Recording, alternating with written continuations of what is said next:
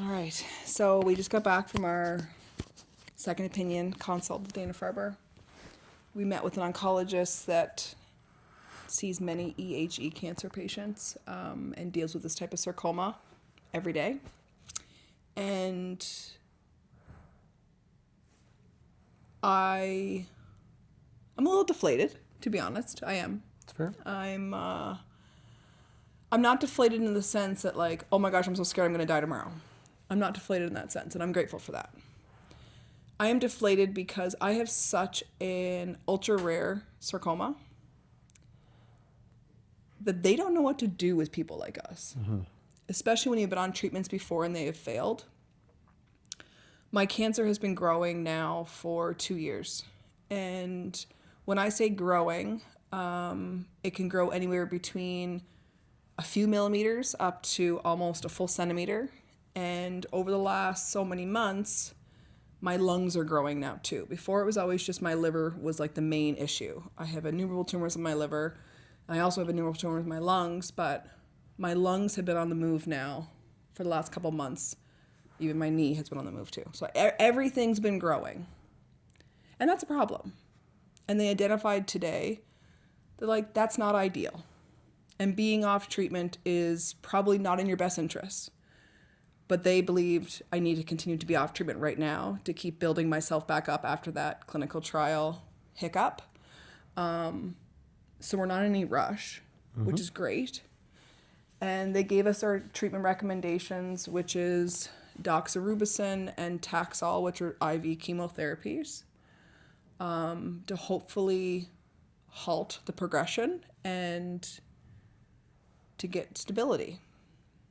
He said he doesn't really have a treatment that's going to shrink the tumors per se. It's more just trying to get control of the disease. That's right. Basically. And I'm okay with that. Like I said, I'm not asking for miracles here. I am just asking to go back to stability. But I shared with him how active I am and how that is my life. It's my mental health. It's to show my kids. It's to help me. And he said the treatments that he's recommending are going to impact your quality of life.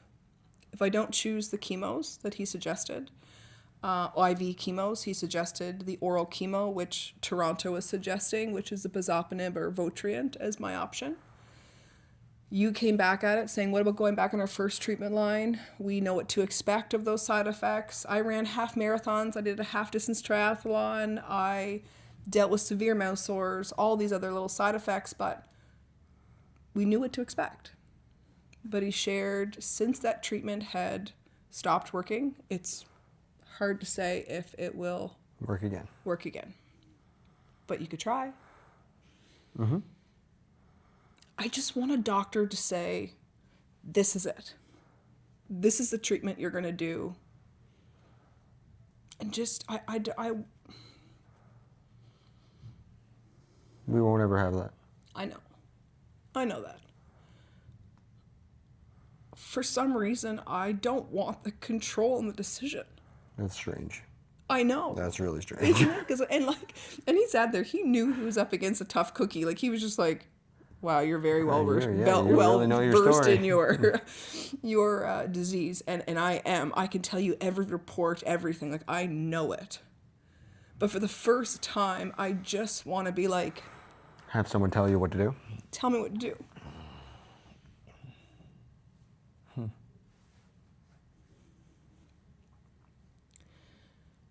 With my type of sarcoma cancer, I could continue on with this growth pattern that I've been on, and you could last.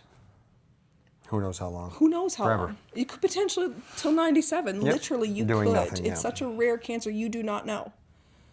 But also, out of absolutely nowhere, you could be gone in a couple months. A month. Yep. 2 weeks. It can just switch like that. And that's the scary part. So I know for me that I'm not going to sit back anymore and watch this slow growth. I am going to go on a treatment. And I'm going to damn well focus on getting my body to be the strongest it can be. in this interim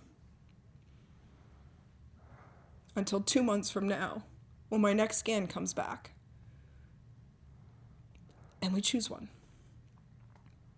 But I have no idea which one that's going to be. I was hoping this appointment today would lead me towards it. If it was his choice, it would be the doxorubicin. Well, the only thing that, it's not a treatment, but the only real action that you have right now is to work your ass off to prepare for that. And that's what I'm going to do. That's my focus. That's all you can control. That's all we can do. And I will. And then let the scan fall where it falls. And we'll see. I'm sorry. You don't have to be sorry about anything, honestly. This is our life, right? Like we don't have to even record the rest of this, but this is our life. It's up and down, it's sideways, it's inside, it's out. And it's always going to be like that. So let's just do the things that we know we can do. I will. I know you will. With treatment. Yes, yeah, that's fine. That's fine.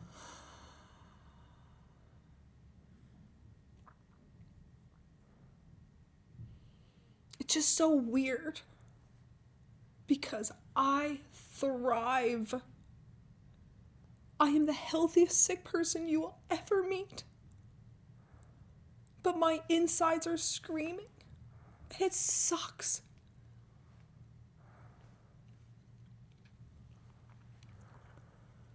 I was the strongest I ever was in 2024 when I went toxic and I went off that treatment. In 2025. That was the strongest my body has ever been. But why do my damn tumors keep growing? When I thrived last year. Let's get you back there.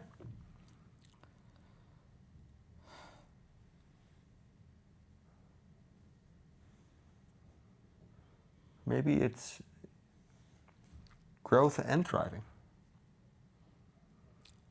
I don't want to risk the cancer continuing to metastasize. He said that. Yeah, that's... Your cancer's proven to metastasize to multiple places. That is the risk. It's already done it. It's going to keep going. We don't know that. We never will. We never will, but we never will know that it won't. There is a higher possibility of it to continue to do that. Because it's already done it. It knows how to do it. Yeah, it is proven that it can do that. That's for sure. I think one thing that made this appointment meaningful, worth it, valuable. like valuable, it was, cost us money. Like this cost us money to do this. Was the ascites and getting his opinion on that. That's what I'm going to take. That's good stuff, boys. Hey, that's good. It's been worrisome, wondering if that is my disease. And hearing his opinion, obviously you'll never know until you biopsy the fluid in my abdomen, but...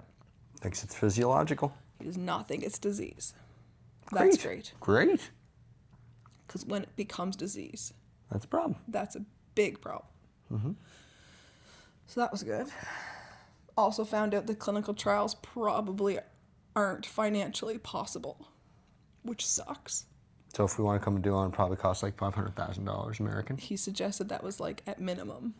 It's a good price. It's a great price. Snappy price for something that might not work. You don't know, right? Like that last one that I just did, Could have cost you $500,000. It said it cost us $25,000. Wow. Keeps you nimble, this little journey, eh? Keeps you nimble, on your toes, You gotta be agile. My head hurts. Gotta be agile. Too much information in my head. Anyway, we're probably gonna get something to eat, and then we're gonna relax. But we still have the EHE information event tomorrow. So tomorrow we get to meet. There's 16 EHE cancer patients registered for a conference here in Boston tomorrow. It's gonna be really magical to meet them because we are full-blown unicorns. Mm-hmm. And It's going to be pretty cool. Maybe they'll have some insight. I'll put them all down. If you were me, which treatment would you do? There you go. Yeah, let's do it. We'll question all of them. Put them on the spot before you enter this conference. Must Fill out answer this ballot. this questionnaire. One question questionnaire. What's Michelle's next treatment, folks? Bye.